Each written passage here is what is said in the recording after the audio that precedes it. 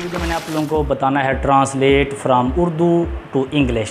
उर्दू से अंग्रेज़ी तर्जमा किस तरह करते हैं उसके मैंने आप लोगों को चंद एक असूल बताने हैं जिन पर अमल करके आप लोग उर्दू से सही अंग्रेज़ी में तर्जमा कर सकते हैं। और ये ख़ास तौर पर वीडियो उन तालिब इल्मों के लिए जो 12वीं जमात के तालिब इल्म हैं, क्योंकि उनके अंग्रेज़ी के पर्चा में उर्दू से अंग्रेज़ी तर्जमा करने का 15 नंबर का सवाल आता है, जो कि बहुत क्रूशल होता है और अक्सर स्टूडेंट्स इस सवाल को काफ़ी मुश्किल समझते हैं। तो उसके लिए मैंने चंद एक असूल बता रहा हूँ आप लोगों को, वो आप लोगों ने नोट कर लेने हैं। अगर इन पर अमल करेंगे तो काफ़ी हद तक आप खुद इंग्लिश बोलने के काबिल हो सकते हैं। इसके लिए मेरे तमाम टेंसेज की वीडियोज़ और तमाम यूजेज़ के और उसके बाद कंडीशनल सेंटेंसेस के active, passive, direct and direct की जो हैं वीडियोज़ वो आप प्ले लिस्ट में मौजूद हैं। वो भी आप लोग अगर अपनी ग्रामर बिल्ड करना चाहते हैं तो वो मेरी वीडियोज़ आप लोग वॉच कर सकते हैं। हाय और अस्सलाम वालेकुम, मैं मुख्तार फरीद और आप देख रहे हैं यूट्यूब चैनल। सबसे पहले जब हम उर्दू से अंग्रेज़ी तर्जमा करते हैं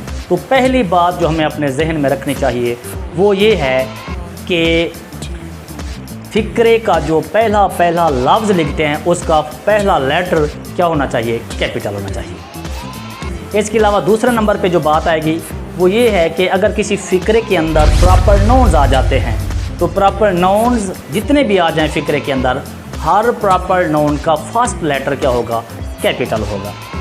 इसके अलावा बाकी जो पंक्चुएशन की अलामात हैं वो भी आप लोग उनका क्या करें, ख़ास ख्याल रखें कि कहाँ पे क्वेश्चन मार्क आना है, कहाँ पे फुल स्टॉप आना है और कामाज कहाँ पे आए, इन्वर्टेड कामाज कहाँ पे आने हैं। ये तो पंक्चुएशन को थोड़ा सा आप लोग जो है आप रिवाइज़ करके ये चीज़ें आप लोग सीख सकते हैं। इसके अलावा दूसरे नंबर पे जो मैंने फर्स्ट एंड फॉरमोस्ट रूल बताया है वो ये है, उर्दू में डायरेक्ट और इनडायरेक्ट कलाम का कोई तस्वर नहीं होता। उर्दू में कोई डायरेक्ट इनडायरेक्ट नहीं होता, जबकि इंग्लिश के अंदर ये बहुत अहमियत रखते हैं। तो इनका ख़ास ख्याल रखना लाजमी होता है।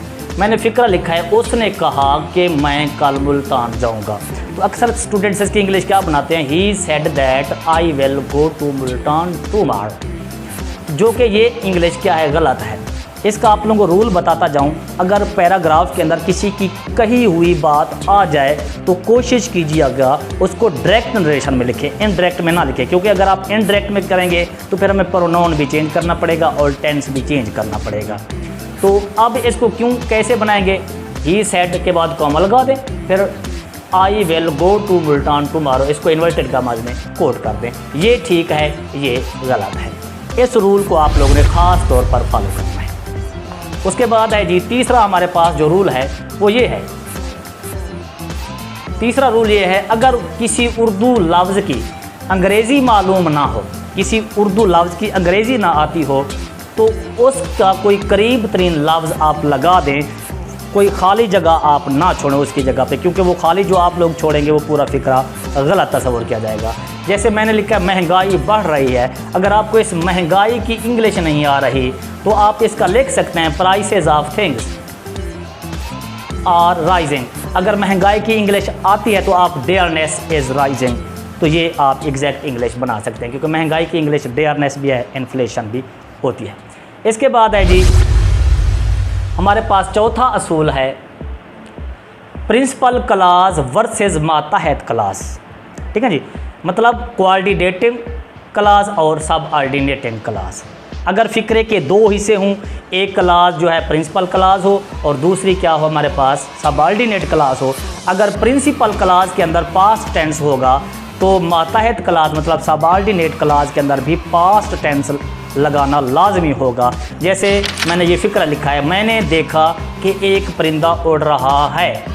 ये देखिए फ़िक्रे के एंड में है आ रहा है, हम इसको क्या करते हैं, आई सा that a bird is flying, जो कि गलत हो जाएगा।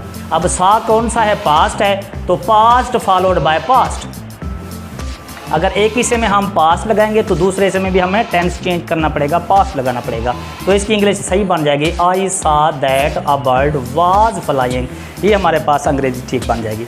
इसी तरह पांचवा रूल आप लोगों को बता दें तो वो भी नोट कर लें, वो ये है कि आप लोग ने, क्योंकि ये मुसलसल पैराग्राफ दिया जाएगा तो मुसलसल पैराग्राफ की अंग्रेज़ी भी हम मुसलसल बनाते हैं। आप लोग ने नंबरिंग नहीं करने के, फ़िक्रा नंबर 1 फिर उसकी इंग्लिश, फ़िक्रा नंबर 2 उसकी इंग्लिश, फ़िक्रा नंबर 3 उसकी इंग्लिश, ये गलत होगा और ये मुनासिब भी नहीं होता। इसके बाद पांचवा असूल है हमारे पास, ये पांचवा असूल ये है, बाज़ औक़ात तो उर्दू में हम एहतराम के तौर पर एक शख्स के लिए जमा का सीगा इस्तेमाल कर देते हैं। एक शख्स के लिए हम क्या इस्तेमाल करते हैं, फ़ेल या फ़ाइल जमा इस्तेमाल कर देते हैं। लेकिन इंग्लिश में ऐसा नहीं होता, एक शख्स के लिए सिंगुलर ही इस्तेमाल होगा।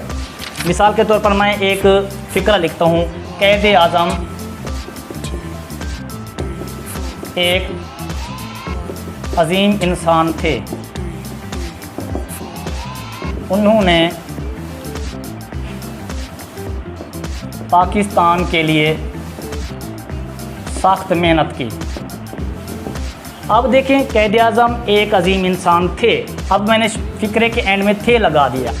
थे तो जमा के लिए था, लेकिन हमारा सब्जेक्ट क्या है, क़ायद आज़म, तो हम इसकी वाज लगाएंगे, वार नहीं लगाएंगे। थे के लिए हम क्या लगाएंगे, वाज लगाएंगे, क्योंकि हमारा सब्जेक्ट जो है वो वहद है, क़ायद आज़म। तो इसकी इंग्लिश बनाएंगे, क़ायद आज़म वाज अ ग्रेट मैन। इसी तरह उन्हों, बाज़ औक़ात हम उन्हों इस्तेमाल कर देते हैं या आप इस्तेमाल कर देते हैं एक बंदे के लिए, तो इसका मतलब दे नहीं है, ही या शी इस्तेमाल करेंगे। अब क़ायद आज़म के लिए तो हम यूँ करेंगे, उन्हों की इंग्लिश भी क्या लिखेंगे, he worked very hard for Pakistan, he worked very hard for Pakistan. तो ये हमारे पास पांचवा। उसके बाद छठा रूल और अहम तरीन रूल वो ये है कि जब मुम्तहन मतलब एग्ज़ामिनर ये सवाल चेक करता है, वो दो चीज़ों को माइंड में रखता है। वो कौन कौन सी दो चीज़ें होती हैं? पहली चीज़ तो ये है कि वो देखता है कि आया कि जो उर्दू पैराग्राफ था उसका मफ़हूम क्लियर हुआ, मीनिंग क्लियर हुआ कि नहीं।